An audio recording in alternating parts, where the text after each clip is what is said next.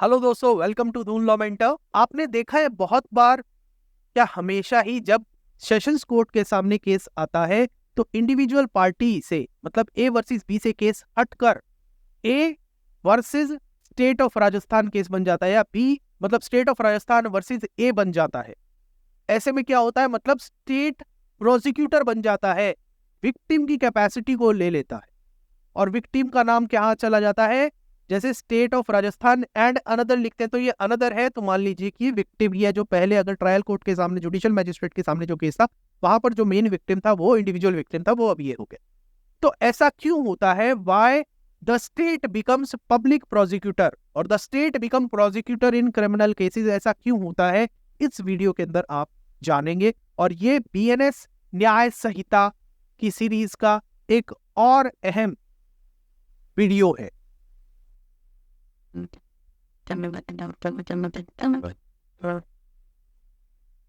Y state is prosecutor, आपको सब ये बता तो देंगे स्टेट प्रोसिक्यूटर होता है।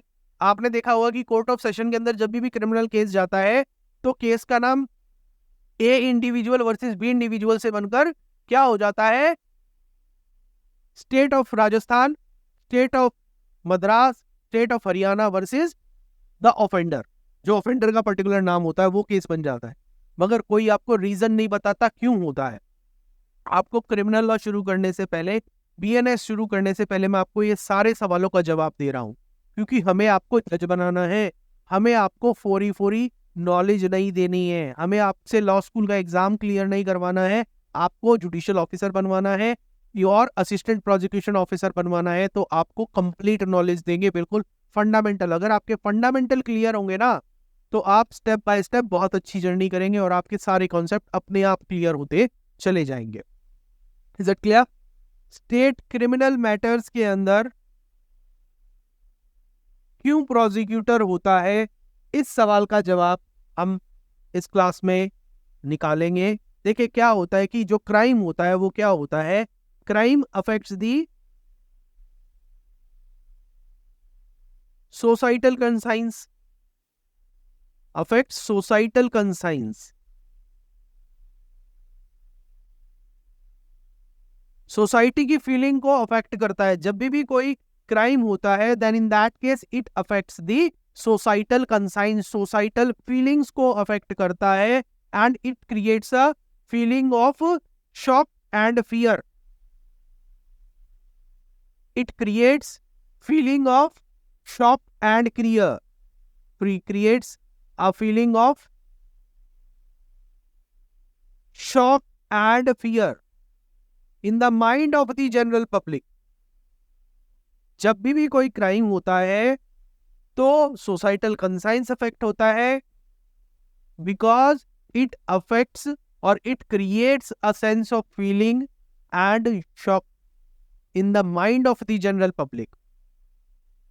इस वजह से providing only the individual remedy is not sufficient, क्योंकि क्राइम जब होता है तो सिर्फ जो व्यक्ति है जिसके खिलाफ वो क्राइम हुआ है, सिर्फ उसका नुकसान नहीं हुआ है, सोसाइटी का भी नुकसान हुआ है। सोसाइटी का नुकसान कैसे हुआ है? सोसाइटी की के मन में सेंस ऑफ फियर आ गया है कि हाँ, उस व्यक्ति के खिलाफ क्राइम हुआ है तो हमारे खिलाफ भी हो सकता है। समझ रहे हैं इस पॉइंट को? यही कारण है कि providing an individual remedy in that sense is not sufficient. Providing individual remedy is not sufficient। Providing individual remedy is not sufficient। इसलिए क्या होता है कि रेमेडी आपको दोनों लेवल पर प्रोवाइड करनी पड़ती है। कौन से दोनों लेवल पर? इंडिविजुअल रेमेडी भी और सोसाइटल रेमेडी भी। सोसाइटी को भी रेमेडी देनी पड़ेगी और जिसके खिलाफ क्राइम हुआ है उसको भी देनी पड़ेगी। यही कारण है स्टेट आपका प्रोसिक्यूटर होता है इन criminal matters. State is the prosecutor in criminal matters. कि पूरी सोसाइटी को एक सेंस ऑफ फीलिंग दी जाए कि अगर आपके खिलाफ कोई क्राइम होता है तो हम सजा दिलवाएंगे अपराधी को। यही कारण है कि सरकार प्रोसिक्यूटर बनती है क्रिमिनल मैटर्स में। और वैसे भी आपको पता है, state is said to be the guardian and protector of its subjects, है ना। आपने कहीं ना कहीं ये सुना ही होगा, state is the guardian and protector of its subjects. State is the guardian and protector of its subjects. So ये आपका रीजन है why state is the prosecutor in criminal matters. Hello दोस्तों, तो दोस्तों इसी के साथ हमारा आज का महत्वपूर्ण वीडियो खत्म होता है। आप कमेंट सेक्शन के अंदर अपनी फीडबैक जरूर दीजिएगा कि आपको आज का लेक्चर कैसा लगा। आप कोई वीडियो अगर अच्छा लगे तो आप वीडियो को लाइक कर दीजिए, दोस्तों के साथ शेयर करना मत भूलिएगा।